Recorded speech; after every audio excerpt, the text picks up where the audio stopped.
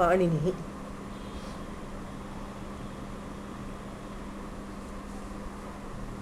So Panini is one of the most well-known names in the field of linguistics and the study of language.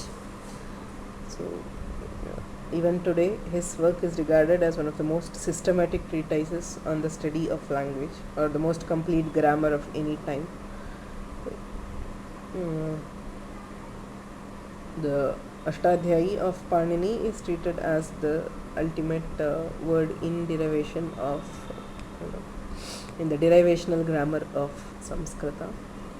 So Panini was not the first Vaiyakarana or grammarian, as we call. So there were several attempts before to systematize and provide a basis for the derivation of words. However, the greatness of Panini lies in that he managed to create a system which accounts for all kinds of words which are found in the Sanskrit vocabulary, including the Vedic and Laukika Samskrita. So Panini, the name is the most known thing about him. Most of the personal details are not clear. So when or where, we actually do not know. He is said to be from a grama called Shalatura or Shalatura, which is near present-day Lahore. The Bhashyakara refers to him as Shalaturiya. And Dakshi Putra is the son of, his mother was called Dakshi. So Dakshi Putraha Paninihi. So they are some of the references we get from the Mahabhashya.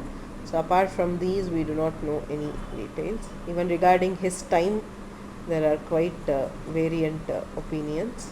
So the latest Panini can be placed is around 6th century BC. So there are several scholars which opine that he lived much earlier, but there are several controversies regarding that. The works of Panini. Panini is supposed to have written 5 works, that is the Ashtadhyayi and 4 appendices to the Ashtadhyayi. So these 5 are together treated as the works of Panini. Ashtakam dhatu pathascha ganapathasthathaivacha linganushasanam shiksha panchakam paniniyakam. Ashtakam is the Ashtadhyayi, dhatu patha, the list of verbs, ganapatha, the list of ganas which are referred to in the Ashtadhyayi, linganushasanam, a small compendium of sutras related to the linga or gender of words, and then shiksha, text on phonetics. So these 5 together are supposed to have been written by Panini. The Ashtadhyayi is the principal work. So Ashtadhyayi is a collection of sutras of around 4000 sutras in 8 chapters, Ashta Adhyayaha. So that is why it is called the Ashtadhyayi. So in these 8 chapters, Panini has collected the set of rules which can be used to explain the derivation of all words of Samskrita, both Vaidika and Laukika.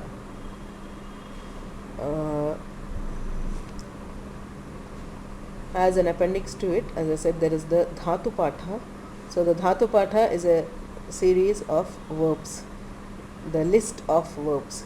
So there is a sutra in the Ashtadhyayi which says Bhuvadayo Dhatavaha.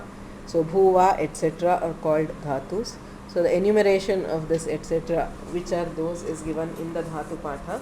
So it is just a series of 2000, nearly 2000 verbs, the Mula Dhatus of Samskrita. So there is the Dhatu Patha as we know it today comes with meaning, say Bhu, Sattayam, Edhavruddhau, etc. So the meanings, some people consider it to be Paninian, but the major opinion is that it was a later addition and not by Panini, and Panini gave just the list of dhatus. So whatever it is, the Dhatu Patha is a necessary appendix to the Ashtadhyayi. Similarly, the Ganapatha, there are several sutras in the Ashtadhyayi which refer to ganas or classes of words, say Sarvadini Sarvanamani. Sarva Adini Sarvanamani. So Sarva and others are called Sarvanamas. So what are these others? So there is a class of words called the Sarvadi Gana, the class which begins with Sarva.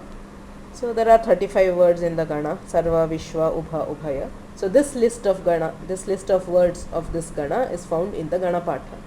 So there are several Ganas, more than 100 Ganas which are mentioned in different places in the sutras. So the enumeration of these ganas is found in the Ganapatha. So this is again a necessary appendix to the Ashtadhyayi. Linganushasanam is a series of sutras which tries to define the gender of some of the words. So the linga is considered to be actually outside the purview of grammar. Lingam ashishyam lokashrayatvat lingasya is what the Mahabhashyakara says. That linga cannot be defined because it depends purely on usage and not on derivation of a word. However, there are several cases where the linga can be guessed based on derivation.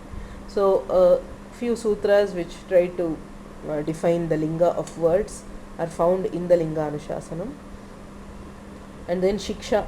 So there are several Shiksha Granthas or phonetic texts in the tradition of Samskrita.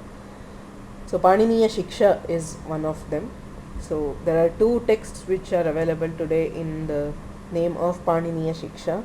So one of them is in the form of verse and the other is a prose text.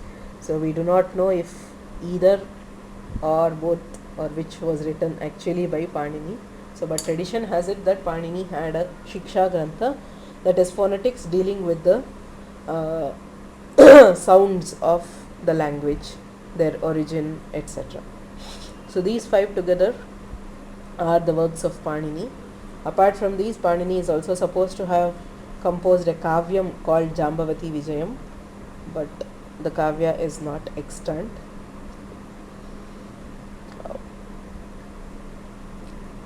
So as regards the greatness of Panini, much can be said.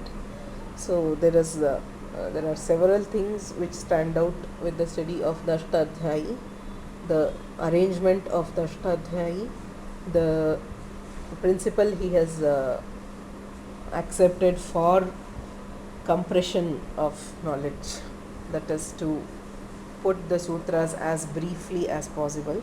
So the techniques which he has adopted, such as Anuvritti or Adhikara, the arrangement of sutras, his conceptualization of Asiddha, the two for conflict resolution. So all these are techniques which are being studied even today by computational linguistics because of the precision with which he has achieved them.